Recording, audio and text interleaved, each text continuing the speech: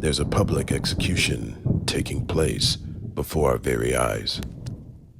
And the 10 horns which thou sawest are 10 kings, which have received no kingdom as yet, but receive power as kings 1 hour with the beast. These have one mind, and will give their power and strength unto the beast. These shall make war with the Lamb, and the Lamb shall overcome them. For he is Lord of lords and King of kings. And they that are with him are called and chosen and faithful. And he saith unto me, The waters which thou sawest, where the whore sitteth, are peoples, and multitudes, and nations, and tongues. And the 10 horns which thou sawest upon the beast, these shall hate the whore, and shall make her desolate and naked, and shall eat her flesh, and burn her with fire. For God hath put in their hearts to fulfill his will, and to agree and give their kingdom unto the beast, until the words of God shall be fulfilled. And the woman which thou sawest is that great city, which reigneth over the kings of the earth. In 1993, legendary rap group Wu-Tang Clan released a song titled Cream, an acronym for Cash Rules Everything Around Me. Washington may be the seat of power of the most powerful nation on the earth, but New York is the home to the greatest concentration of wealth in the world, and corporate lobbyists and special interest groups with obscene wealth are the hand behind the hand. Lady Liberty, also known as Libertas, is a goddess who represents individual freedom and self-determination, ideals upon which Western civilization is founded. It's her image that sits atop the Capitol building in Washington, D.C. She is the muse that inspired the framers' most sacred writing, the Constitution. She and all her libertarian ideals is being replaced by a technocratic system which the Antichrist will have absolute control of. I will show unto thee the judgment of the great whore that sitteth upon many waters, with whom the kings of the earth have committed fornication, and the inhabitants of the earth have been made drunk with the wine of her fornication.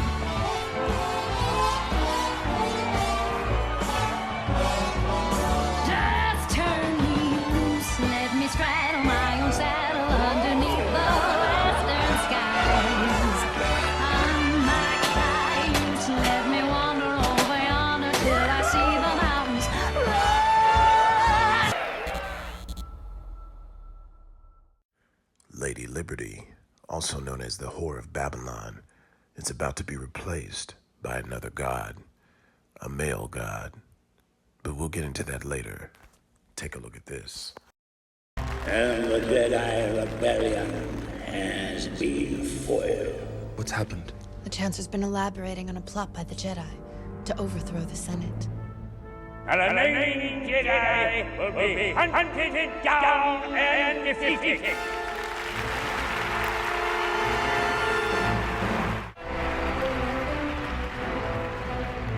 The attempt on my life has left me scarred and deformed.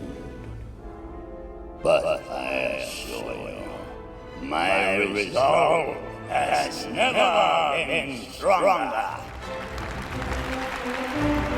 In order to ensure the security and continuing stability, the Republic will be reorganized into the first galactic empire for a safe and secure society.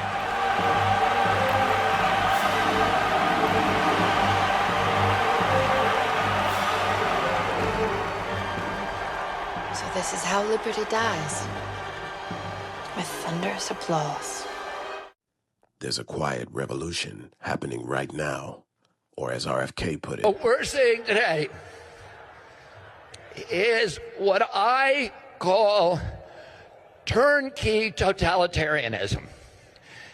They are putting in place all of these technological mechanisms for control we've never seen before. It's been the ambition of every totalitarian state from the beginning of mankind to control every aspect of behavior, of conduct, of thought, and to obliterate dissent. None of them have been able to do it. They didn't have the technological capacity. Today, the mechanisms are being put in place that will make it so none of us can run and none of us can hide. Within 5 years, we're going to see 415,000 low-orbit satellites. Bill Gates says his 65,000 satellites alone will be able to look at every square inch of the planet 24 hours a day. Digital currency that will allow them to punish us from a distance and cut off our food supply.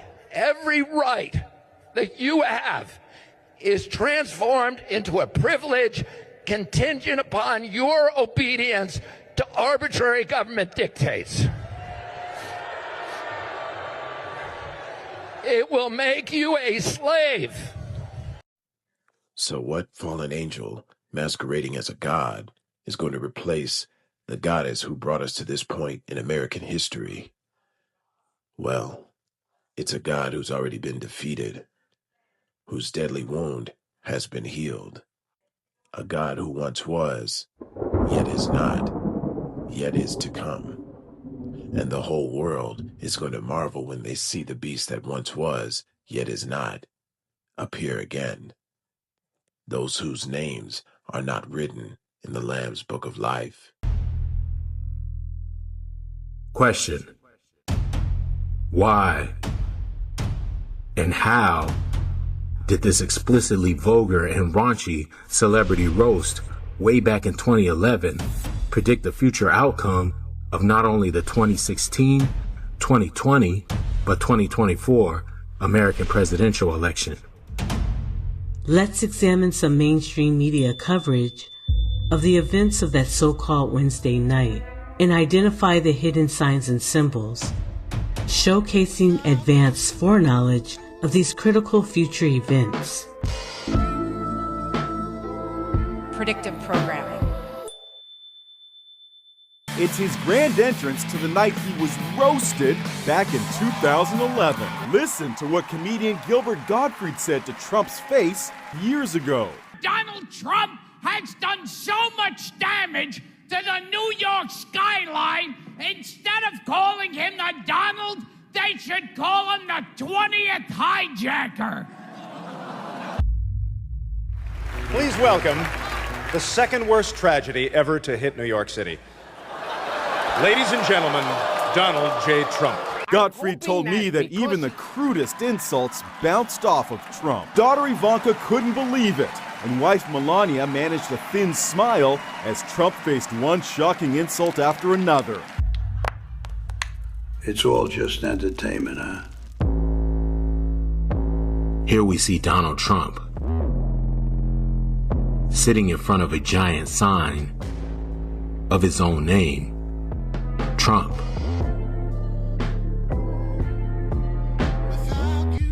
Within the letters, they placed a particular bill of U.S. currency, a $1,000 bill to be exact, which features an image of the 22nd and 24th U.S. President, Grover Cleveland.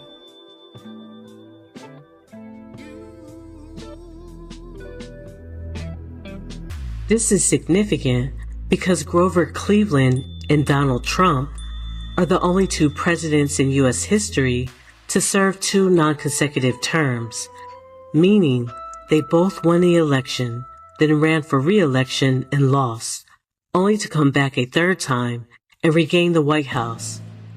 But the Hollywood spellcasters created the set design for this stage back in 2011.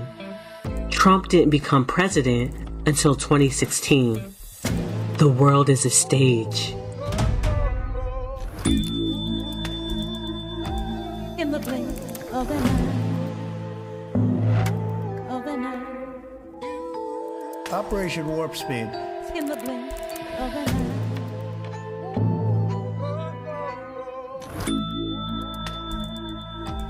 in the blink of an eye. Shall a trumpet be blown in the city, and the people not be afraid? Hidden in plain sight are a plethora of occult signs and symbols, scattered like Easter eggs throughout this entire set. It is not hard to spot this first 88. But this symbolic number permeates every aspect of not only this stage, but Trump's ultimate purpose and destiny. T is the 20th letter in the alphabet. R is the 18th letter in the alphabet. U is the 21st. M is the 13th. And P is the 16th, which all add up to 88.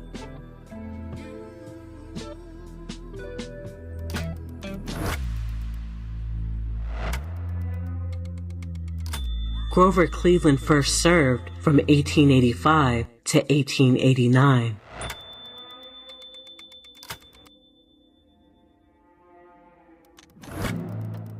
This Comedy Central roast happened on a so-called Wednesday.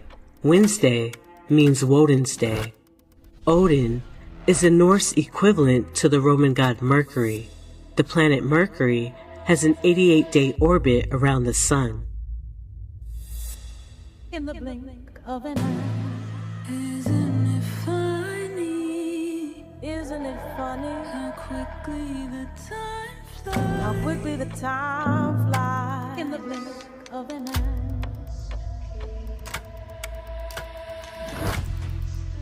But there is another number, a number that is equally tied to Donald Trump, a number that represents crisis, emergency, chaos, and destruction. The number is 911, 911, or 9/11. And of course, the number that represents emergency and crisis is literally embedded in Donald's name.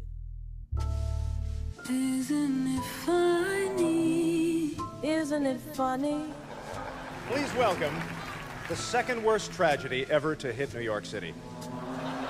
Ladies and gentlemen, Donald J. Trump.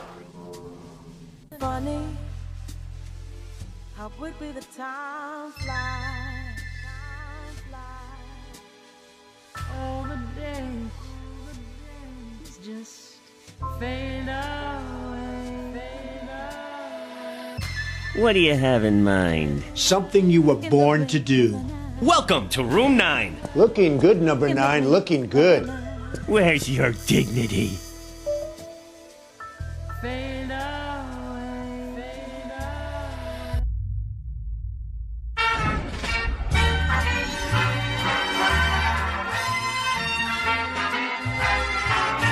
I've traveled far. That's crazy, Walter. Undeniable lunacy. What have I always told you, huh? What? What matters most is what something looks like. The front, the outside, the facade. If it looks classy, it's classy. If it looks expensive, it's expensive. Hey, I have a reputation. A name that means something to people. What's my name? What is it? What's my damn... That's right. Trump. T-R-U-M-P. And you know what? Goodbye. That was cold, boys. That was... Otherwise, goodbye. You see, you gotta kill, you know? You gotta kill him, okay? Right, Donald? Kill, kill, kill! Where's my lunch? Amy! There's no spot I've ever found that could compare to what's there back. Gotta kill, you know? You gotta kill him, okay? Right, Donald? Kill, kill, kill! But why does the occult veneration of 88 and 9/11 always coincide with twinning mirror image symbology?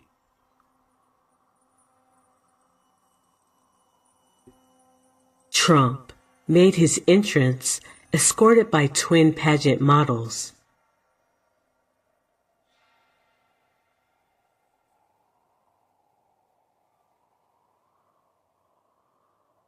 Here we see twin Masonic pillars that flank the main stage.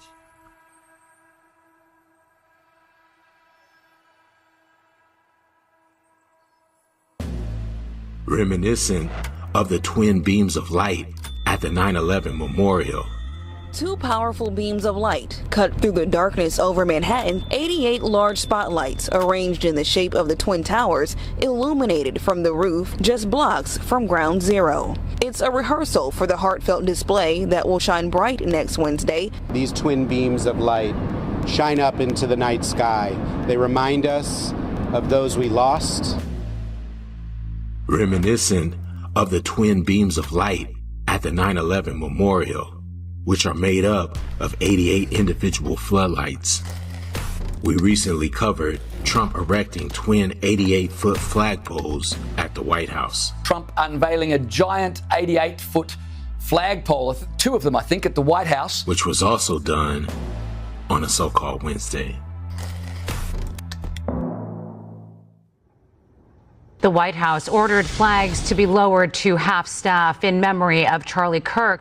Charlie Kirk, a right-wing political activist, died Wednesday after being shot in the neck at Utah Valley University.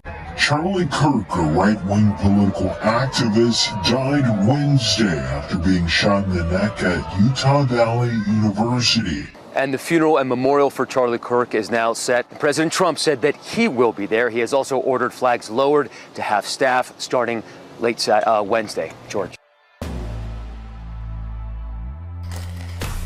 But this twinning ritual goes much deeper. You see, in Norse mythology, the chief god Odin is often depicted accompanied by twin wolves and twin ravens.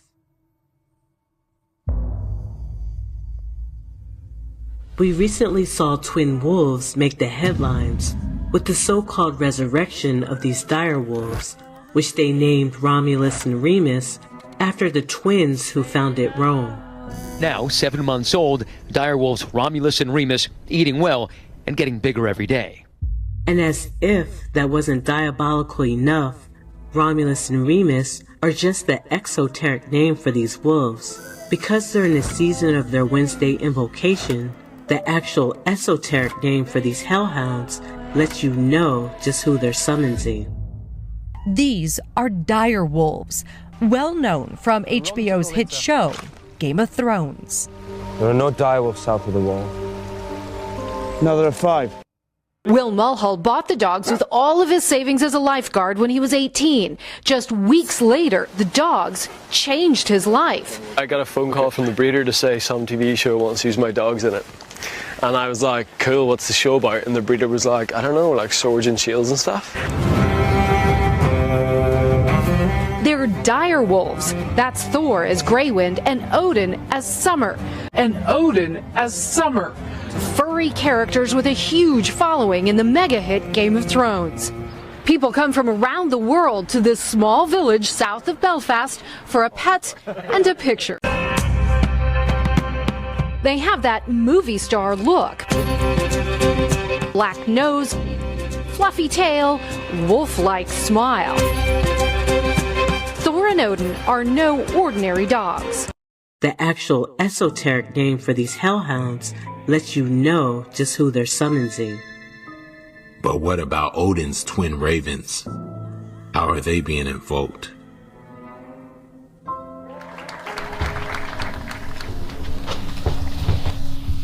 Thank you so much for bringing it back here safely and in good condition. Yes, and of course I also want to say thank you so much for lending me Odin. It was a fitting symbol as well. Precisely that idea that Odin sent Hugin and Munin out into the world to gather information, which they could then return and share with Odin. It's very symbolic of the work we do as well, venturing out to gain more knowledge. And it is significant in meaning, but light in weight. It's only 9 grams of silver that we see here in the picture, and we all, almost in unison, synchronously, I still remember it, we shouted, "It's Odin!" So that's almost 600 years before, well, the written sources really appear, really come into play. So it was probably during what we call the later part of the Iron Age.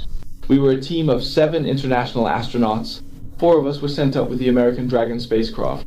Do you become more or less religious after such a trip? There are examples of astronauts who feel that they've become more religious from being in space. It is said that Odin Allfather worries about the return of his ravens Munin and Hugin. While the first raven Munin in the shape of Swedish astronaut Marcus Vant's 21-day mission to the ISS, has already returned to Earth. The second Raven, Hugin, is ready to come back as well, and whisper in humankind's ear of the marvels it has seen on its journey with ESA astronaut Andreas Mogensen.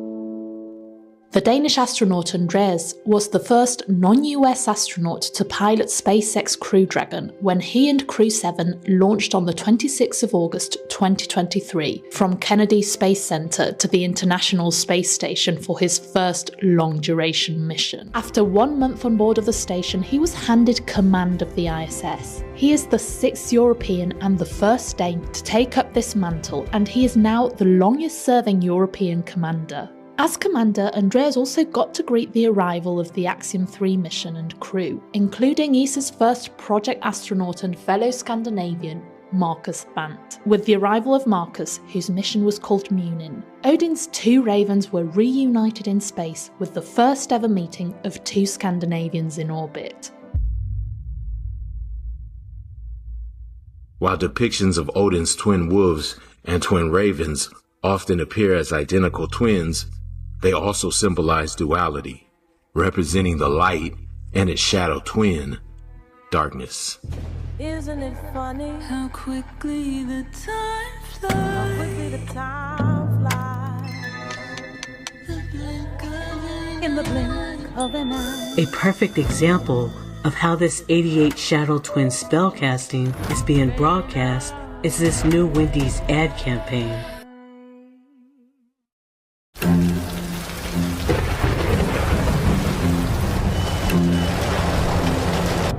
It's me, Wednesday Addams. I regret to inform you that I have devised the meal of misfortune with Wendy's. Normally I'd be against this type of capitalistic corporate synergy. But when the other pigtailed provocateur said I could concoct my own Frosty, I melted. My meal is tribute to the suffering that awaits us all. It's pure torture for your taste buds, with 4 nightmarish dips of dread. Don't waste my time asking which ones you'll get. You must surrender to your fate. Enjoy the anguish.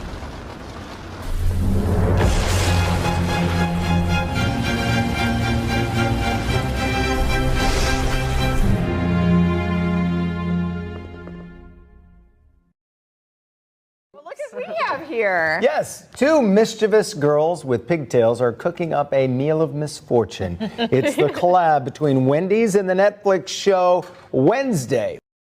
There's a Wednesday Wendy's collab pop-up drive-thru today in Norwalk. They will have a special Wednesday meal to promote the new season on Netflix. They said the line was capped at an 8-hour wait, so I drove down a mile and parked so I could walk. Today we're trying the Wendy's Wednesday meal. It comes out August 6th, but we got an early try with 4 mystery dipping sauces and new Frosty. Let's get to it. Each meal of misfortune comes with rest and 10-piece nuggets, cursed and crispy fries, the all-new Raven's Blood Frosty, and 2 of 4 mystery dips of dread. Not only is the Frosty new, but we've got the Spoon of Gloom as well, so let's see how this tastes. Cursed and crispy fries, the all-new Raven's Blood Frosty, The all-new Raven's Blood Frosty, Raven's Blood Frosty. But I say that the things which the Gentiles sacrifice, they sacrifice to devils, and not to Elohim. And I would not that ye should have fellowship with devils. Ye cannot drink the cup of Yahuwah and the cup of devils. Ye cannot be partakers of Yahuwah's table and of the table of devils. Customers were surprised when they found what appears to be a noose hanging from the ceiling of a Wendy's in Cary. Wendy's is going all out with its promotions. Posters, a special meal, and decorations. But this particular item is getting a different kind of attention. Customers saw it through these doors of this Cary Wendy's, a noose hanging from the ceiling of the dining room. We need people to say, hey, this is not okay. The rope is surrounded by decorations that are part of a publicity campaign. Wendy's and Netflix announced a partnership last month to promote season 2 of the Netflix series Wednesday. There's a very famous account in the Havamal, one of the stories in the Poetic Edda, where Odin hangs himself in the world tree, thus being able to acquire the mystical knowledge of death and learn the secrets of the runes. Odin's great sacrifice is also the reason he is venerated as the god of the gallows. Sacrifices to Odin are offered at the end of a noose, hanging between the earth and the heavens, as he did. Animals and men alike are offered to the All-Father, suspended from trees as their life chokes out of them, under his gaze. What is this? That's the noose, brother. The one Odin hanged himself with, as part of his endless mad quest for secrets of life and death and what have you. What are you doing? It's a charged object, significant to Odin. Perhaps I'll find a use for it. Civil rights activist Kimberly McTarian says this is a symbol rooted in racism. Whether it's promotional or whether it's historical, because we've heard that, the fact still remains that it's offensive. Wendy's is facing backlash online after Business Insider reported that a franchisee on President Donald J. Trump's Restaurant Recovery Roundtable donated more than $400,000 to re-elect the president. In mid-May, the White House announced that MyCos CEO James Bodenstent would participate in the roundtable. MyCos owns and operates hundreds of Wendy's, Taco Bell, and Pizza Hut locations across the U.S., making Bodenstent the first fast food franchisee to publicly advise the White House on how to help restaurant industry recover from the pandemic. It's the fast food feast the whole country is talking about, served by President Trump at the White House for the national champion Clemson University football team. We have pizzas, we have 300 hamburgers, many French fries. Piled high on silver platters in the East Room was fast food from three iconic American companies: Wendy's, Burger King, and McDonald's. Wendy's and Netflix announced a partnership last month to promote season 2 of the Netflix series Wednesday. We walked in the day after customers first noticed it. The noose was still there. A noose hanging from the ceiling of a Wendy's. The method in which a noose causes death is through strangulation of the neck, ultimately leading to asphyxiation.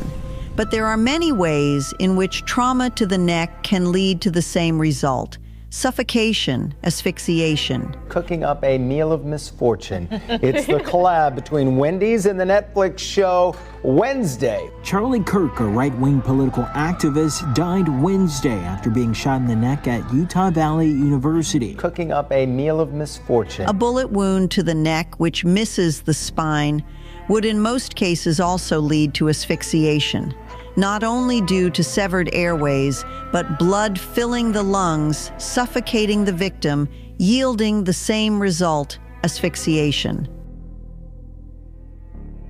Charlie Kirk's birthday was on October 14th. October 14th is also George Floyd's birthday. Prolonged weight or pressure to the neck can also yield the same result: asphyxiation. So Charlie Kirk and George Floyd were both born on October 14th and both died from trauma to the neck. It is documented that George Floyd referred to himself as 88, based off the number on his high school football jersey. George Floyd went to Jack Yates High School in Houston's 3rd Ward and played against the Temple Wildcats in the 1992 state championship game. Floyd was number 88. Meeting at the steps of Calvary Baptist Church in downtown Oklahoma City, Jonathan Veal recalls his last text from George Floyd, reminiscing about their friendship and a path for a brighter future. I'm on my way to a Christian program in Minnesota-ville. I'm cool, but it's a few things I gotta get straight for my lil ones. My faith is getting back where it's supposed to be. I love you, big dog. That's straight from 88 to 42. And Charlie Kirk was known to say he's Team Trump. You know, we're obviously partisans. We're on Team Trump, resolutely. As we explained earlier, the numerical value of the name Trump is 88. So Charlie Kirk was essentially saying he's Team 88, while George Floyd was number 88 on the team.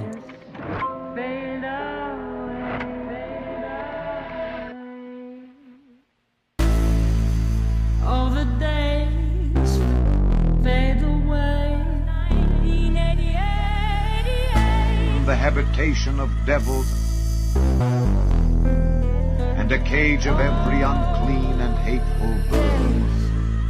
Just fade away. Operation Warp Speed. Lest Satan should get an advantage of us, for we are not ignorant of his devices.